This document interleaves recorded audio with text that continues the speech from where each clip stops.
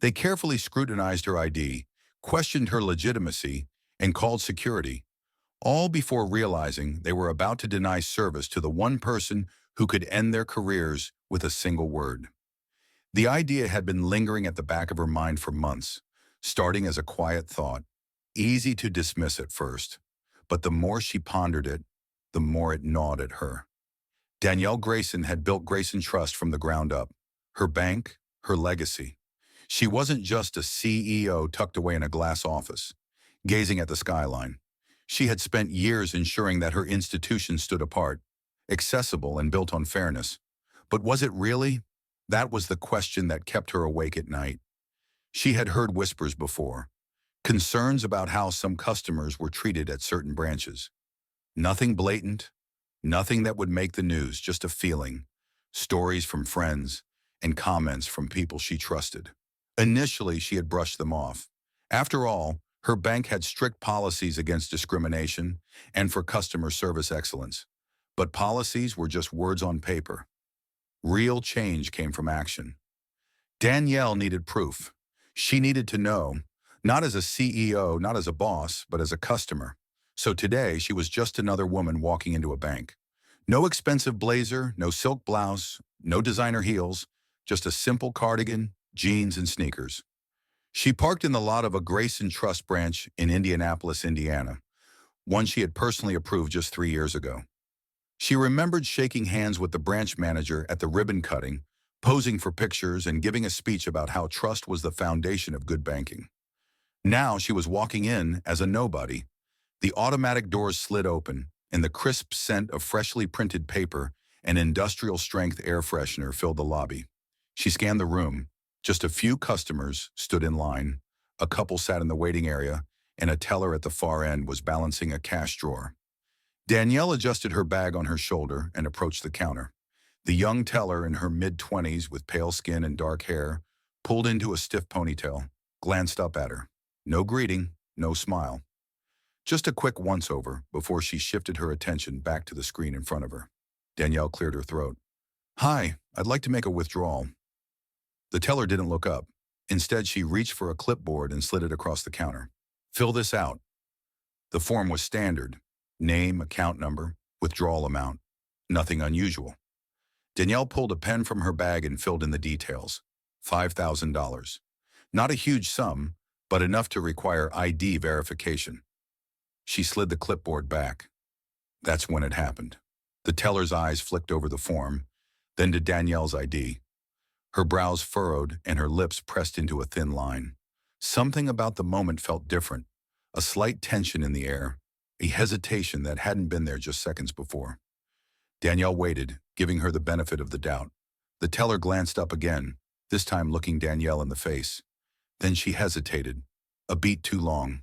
A moment of doubt, and in that split second, Danielle realized. It wasn't about the withdrawal. It wasn't about banking policy or security. It was about who they thought she was. The teller's fingers hovered over the keyboard. Then, as if making a decision, she slowly placed Danielle's ID on the counter. I'll be right back." Danielle's eyes narrowed as the teller grabbed the ID and walked away, disappearing behind a door leading to the manager's office. Danielle exhaled slowly, tapping her nails against the marble countertop. She had expected to be treated differently, but not like this. Still, something told her this was just the beginning. She wasn't leaving, not until she got answers. She leaned against the counter, watching the teller disappear through the frosted glass door. The tension in the lobby grew thicker, as if something unsaid was hanging in the air. Danielle glanced around, noting the subtle details. A man in business attire standing a few spots behind her, waiting his turn. His suit was slightly wrinkled, his tie loosened. He looked like he had come straight from work. When he stepped up a few minutes ago, the teller greeted him immediately. Another woman, older, wearing a floral dress, chatted easily with a different teller across the lobby. No hesitation, no extra scrutiny. Danielle turned back to the counter, her jaw tightening.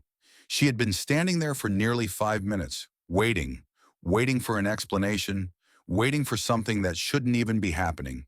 But she knew what was going on. This wasn't just about policy. If it were, the teller would have explained what was wrong. She wouldn't have walked off without a word. This was different. The door finally swung open, and the teller reappeared, this time accompanied by someone else. A branch manager, middle-aged, stocky build, bald with rimless glasses. "Hi," he said. The name tag on his chest read, Todd Larson. His expression was polite, but it was too controlled. He wasn't approaching with the ease of someone who simply wanted to help. He was assessing. Danielle recognized that look. She'd seen it before, just never directed at her. Todd stopped at the counter, offering a tight-lipped smile. "Afternoon, ma'am. I understand you're trying to make a withdrawal." Danielle nodded once. "That's right. $5,000 from my account. My ID?" Todd glanced at the teller, then back at her. "Mind if I take a quick look at your identification?" Danielle exhaled slowly, keeping her voice steady. "I already gave it to her." Todd didn't acknowledge the comment. He simply picked up her ID, held it up to the light, and studied it before looking back at her. "Miss Grayson, is this your first time banking with us?" Danielle's stomach dropped. The question was phrased so carefully, but the meaning was clear. "Do you even belong here?" Her tone sharpened. "I've banked here since this branch opened." Todd gave a slow, exaggerated nod, like he was processing the information. "And you said you're withdrawing $5,000? Danielle's patience thinned. "That's what I wrote down." The lobby had gone quieter. Not silent, but quieter. A few customers had glanced her way, probably sensing the shift in energy. Todd turned the ID over in his fingers. Without even looking at her, he asked, "And what do you do for work, Miss Grayson?" Danielle let out a short laugh, more out of disbelief than amusement. There it was, the moment when professionalism slipped just enough for the truth to show. She tilted her head, studying him carefully. "I'm in finance," she said slowly. Todd's smile was tight. "Oh, what kind?" Danielle let the silence stretch for a moment before answering, "Banking." That made him pause, just for a second, but instead of backing off, he doubled down. "I see," he said slowly. "And this is a personal account, correct? Not a business one?" Danielle folded her arms. "That's what it says on the form." Another slow nod, another glance at the teller. More hesitation. Then, as if making an invisible decision, Todd placed the ID back on the counter. "Unfortunately, we won't be able to process this withdrawal at this time." Danielle blinked, trying to process the words. She straightened. "Excuse me?" Todd gave a calm, measured look. "We're unable to verify the transaction." Danielle felt her pulse quicken. "What do you mean? You have my ID. You have my account number. What's there to verify?" Todd clasped his hands in front of him. "It's just a precaution. We take security very seriously." Security. There it was. The word people used when they didn't want to say what they really meant. Danielle's fingers curled against her palms. This wasn't about fraud. This wasn't about banking policies. This was about something else entirely. But she wasn't leaving. Not now, not without an answer. But Todd wasn't done yet. He had one more thing to say. And when he did, Danielle knew this was about to go from bad to worse. "We're unable to verify the transaction," he repeated. Her gaze flicked between Todd and the teller, waiting. She gave them a chance to fix this, to realize their mistake, process the withdrawal, and let her walk out without another word. But neither of them moved. She exhaled slowly, pressing her palms against the counter. "Todd," she said, her voice calm but firm, "what exactly needs to be verified?" Todd kept his hands clasped in front of him, his expression neutral. Too neutral. "Well, Miss Grayson, large cash withdrawals require additional security steps. We just need to confirm a few details before proceeding." Danielle arched a brow. "Like what?" Todd hesitated for a split second before responding. "Just some basic account verification. Can you tell me the last deposit amount made to this account?" Danielle stared at him. That wasn't standard procedure. Sure, security questions were normal, but that wasn't one of them. Not for a withdrawal with a valid ID. She could feel the weight of the moment pressing down on her. The unspoken challenge was clear. Was this a test? A way to make her prove she had access to her own money? Her fingers curled against the marble countertop. "I don't have that number memorized," she said evenly, "but if you pull up my account like you would for anyone else, you can see all my deposits." Todd gave her a thin smile. Of course, but in the interest of security, we need to make sure the account holder can confirm certain details first. Danielle's jaw tightened. I just gave you my ID. Todd didn't flinch. I understand, but you'd be surprised how often fraudulent IDs come through. Fraudulent. She took a slow breath through her nose. I'm not withdrawing millions. It's $5,000, a fraction of what I have in this account. I've already followed protocol, so let me ask again, what's the real issue here? Todd's expression didn't change. We're just doing our due diligence, Miss Grayson. Her patience was wearing thin. Todd, she said, her voice measured, if I were a man in a tailored suit, would you be asking me these questions? The words landed, and a flicker of hesitation crossed his face. Something crossed his face too quickly to catch, but it was there. An almost imperceptible shift in posture, a subtle tightening around his eyes. Then just as quickly, his mask of professionalism returned.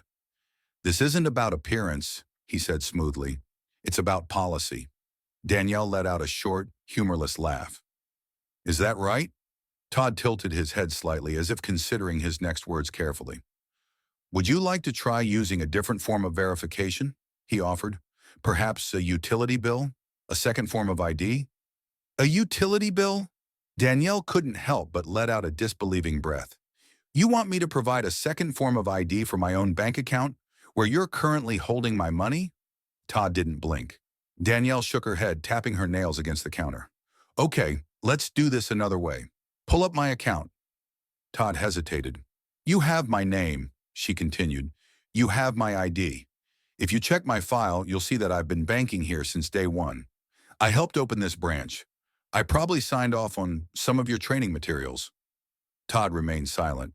Danielle leaned in slightly, lowering her voice just enough to make the point land. You might want to check before you dig this hole any deeper. Todd's lips pressed together.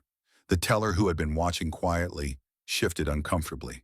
For a brief moment, Danielle wondered if Todd would finally cave, if he'd backtrack, apologize, and handle this the way it should have been handled from the beginning. Instead, he let out a short breath, as if reluctantly coming to a decision. I'm sorry, Miss Grayson, he said smoothly. Without additional verification, we can't process this withdrawal today. Danielle felt a rush of heat in her chest, not from embarrassment, but from anger. She could feel the eyes of customers nearby, their subtle glances flicking toward the exchange, sensing the tension but pretending not to notice.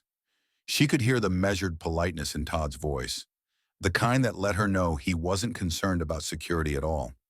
He had already decided she wasn't supposed to be here, and nothing she said would change that. But Todd had just made a critical mistake, because if he had simply processed the transaction, this would have ended here. Instead, Danielle was about to make him regret it. Before she could say another word, Todd did something that sent a fresh wave of disbelief through her, something that turned this from frustrating to downright infuriating. Danielle barely had time to react before Todd did the unthinkable. He reached beneath the counter, pressed a discreet button near the register, and called over security.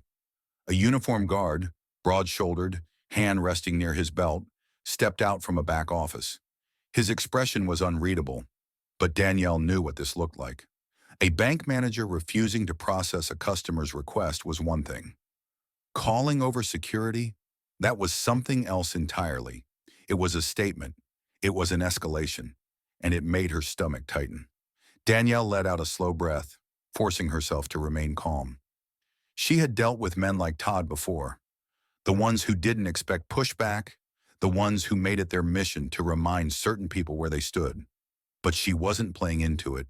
She lifted her chin slightly, locking eyes with Todd. You're really doing this? Todd gave a carefully neutral expression. We just want to ensure a smooth experience for all our customers. A smooth experience. As if she were the one making a scene. The security guard stepped closer, his voice measured. Is there a problem here? Danielle turned to him, keeping her posture relaxed. That depends, she said coolly. Are you here to help me access my money or just to escort me out? The guard hesitated, glancing at Todd, who gave a tight nod. Danielle let out a small laugh, shaking her head. Wow. So this is what we're doing? Todd sighed, like he was the one being inconvenienced. Miss Grayson, if you'd like to return with additional documentation, we'd be happy to assist you. But right now, we can't. Danielle cut him off. You know what's funny, Todd? I watched you process that man's transaction 10 minutes ago. No extra verification. No manager intervention. No security. Todd's expression stiffened. Danielle stepped closer to the counter, her voice lowering. I wonder what's different about me. The tension in the room shifted. The teller looked down, avoiding eye contact. The security guard shifted slightly on his feet, his stance less rigid now. Todd, however, stood firm. I'm sorry you feel that way, Miss Grayson, he said, his voice flat. But our policies are in place for a reason. Danielle held his gaze for a long moment, then slowly, deliberately reached into her bag. Todd stiffened. The security guard's hand inched closer to his belt. Danielle didn't blink. She pulled out her phone and started recording. A few customers looked over, sensing something was happening. Todd's posture shifted. Miss Grayson, I just want to make sure I get this on record, he said, his tone trying to regain control. Danielle spoke smoothly, her words deliberate. You're refusing to allow me access to my own account, despite providing government-issued identification, which you verified. The room seemed to hold its breath. Something tightened in Todd's jaw, a barely perceptible sign of discomfort, as Danielle turned her gaze back toward him. She angled the camera toward the security guard. And you were called over for what reason exactly? The guard hesitated, glancing at Todd. Danielle didn't move. She didn't look away. She didn't give them a chance to control the moment. A thick silence settled over the room. Then Todd made one final mistake. He reached out, not to grab her, not to push her phone away, but to snatch her ID off the counter, as if, despite everything, he still needed to have the last move. But that was it. That was the moment. Danielle smiled. Todd had no idea who he was dealing with, and in about 10 seconds, he was going to wish he'd handled this differently. Danielle let the moment stretch, letting Todd feel the weight of his mistake. He had grabbed her ID, as if he had the authority to decide what happened next, as if this were his bank. But it wasn't. It was hers. She tilted her phone slightly, making sure the camera captured his face, the security guard, the tension in the air. Then, in the calmest voice possible, she said, Todd, let me introduce myself properly. Todd's expression twitched, his first real sign of uncertainty. Danielle reached for her ID, plucking it from his grip with deliberate ease. She flipped it over in her hand, tapping her finger against the name printed on it. You see this? She said, pausing just long enough for the words to sink in. This isn't just any customer's ID. The silence in the bank lobby was instant. The security guard's posture shifted. The teller's face drained of color. Even the customers lingering nearby, pretending not to eavesdrop, stiffened. Todd finally lost control. His throat bobbed as he swallowed. His lips parted, as if forming a sentence, but no words came out. Danielle took a slow step back, slipping her ID into her bag. I built this bank, she continued, her voice steady. From nothing. I signed the approval for this branch. I personally approved the hiring budget that got you this job. Todd's hands curled into fists. His entire demeanor had shifted. Gone was the forced politeness. What was left now was pure panic. Danielle gave him a tight-lipped smile. And today I walked in as just another customer, just to see what would happen. She tilted her head slightly. You know what happened, Todd. He didn't answer. He couldn't. Danielle let her voice drop just a notch. I was refused service, lied to, humiliated, and treated like I didn't belong. Todd blinked, his mouth opening, but she held up a hand. No, you had your chance to speak. Now you listen. She turned slightly, making sure everyone in the lobby could hear her next words. If I was standing here in a tailored suit, if I were a man, if I looked like what you expect a CEO to look like, you and I wouldn't be having this conversation. Todd's eyes darted to the security guard, looking for help. The guard said nothing. The teller was staring at her register, looking like she wanted to disappear. Danielle took a slow breath and pulled her phone back up. Todd, I have a question for you, she said, deadpan. Would you like me to send this footage directly to corporate, Or should I just handle this right now? Todd visibly paled. His mouth opened and closed twice before he finally found his voice. Miss Grayson, I sincerely apologize. This was just a misunderstanding. Danielle arched a brow. A misunderstanding? He nodded quickly. Yes, absolutely. I can process that withdrawal right away. Danielle let that sit in the air for a moment, then finally let out a soft laugh. Todd, she said, shaking her head, you and I both know it's too late for that. Todd's face turned ashen because he knew she was right. And what came next? That was up to her. But one thing was certain. His day was about to get a lot worse. Todd's face had lost every ounce of confidence. The smooth, polished manager, who had so casually dismissed her 5 minutes ago, now stood rigid, hands gripping the counter like it was the only thing keeping him upright. The security guard, who had been called over to handle her, now shifted awkwardly, eyes darting between Todd and Danielle, as if silently asking, "Am I still supposed to be here?" Danielle exhaled slowly, tapping her nails against the counter. Let me make sure I understand, Todd, she said, her voice measured.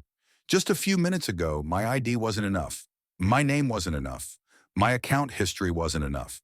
You needed more proof. You needed additional verification. And now that you know who I am, she let the pause linger, watching him squirm. Suddenly, all of that doesn't matter anymore.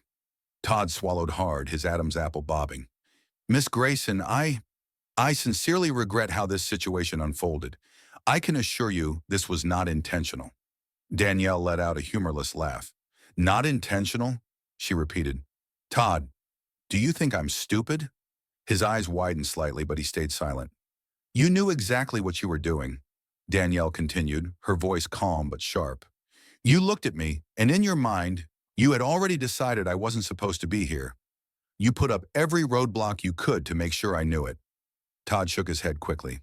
Miss Grayson, I assure you that's not what happened. Danielle held up a hand, cutting him off. No, she said, her voice as hard as steel. I don't want to hear any more rehearsed apologies. Because let's be clear, you're not sorry for what you did. You're sorry you got caught. Todd's jaw tightened. The customers in the lobby, who had been pretending not to listen, were now fully aware. The air in the room felt charged, and the weight of the moment seemed to settle on everyone nearby. The teller, who had started this whole mess, stood frozen, her gaze fixed on the register as though she was doing everything to avoid looking up. Danielle turned toward the security guard.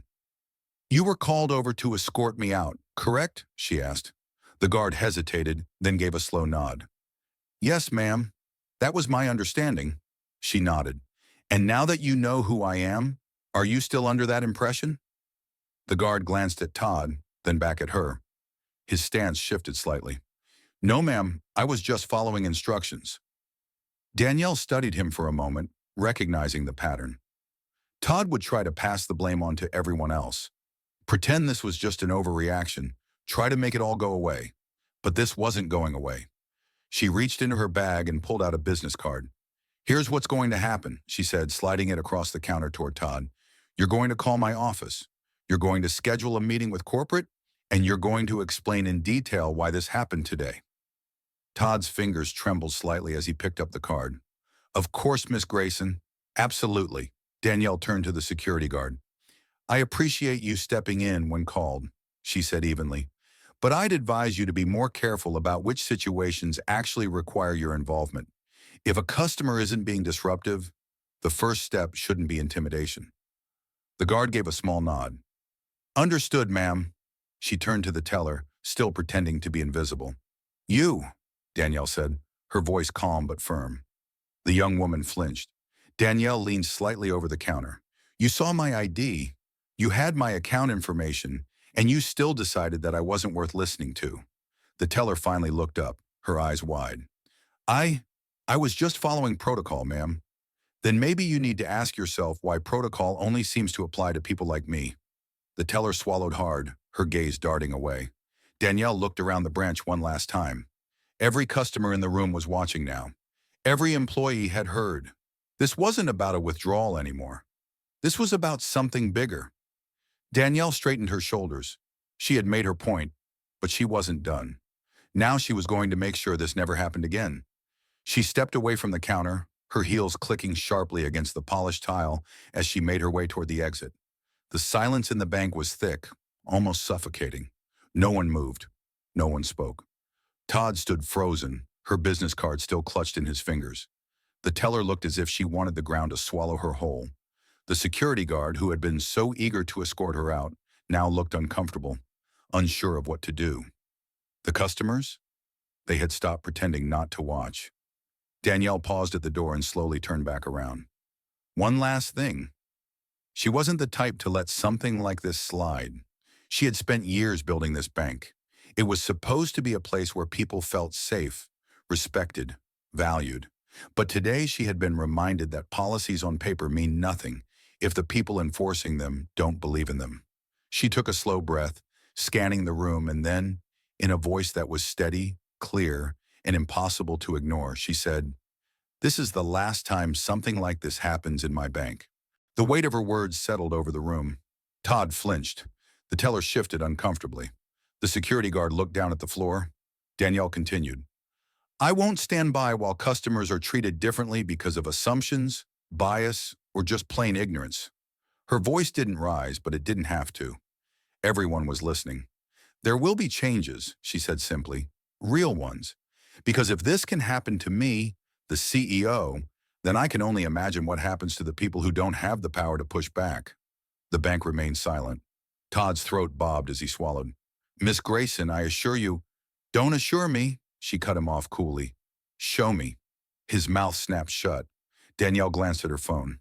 The recording was still active. She stopped it and slipped the device back into her bag. "Corporate will be in touch," she said. "And Todd?" He stiffened. "You might want to start looking for a new job."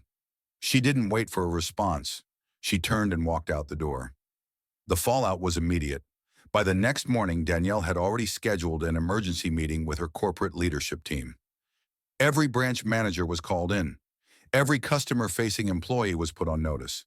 A complete overhaul of training and hiring policies began, and every decision made from that point forward would be under the scrutiny of the very people who had built the bank from the ground up.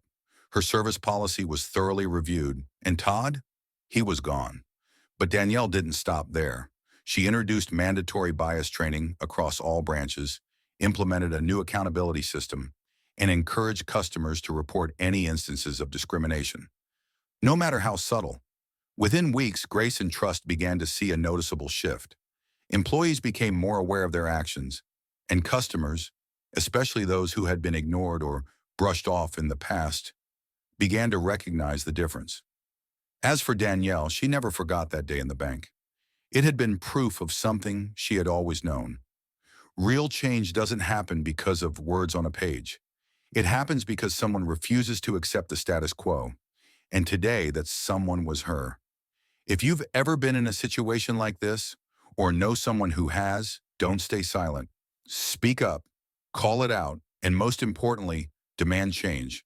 Because the only way things improve is when we refuse to accept anything less.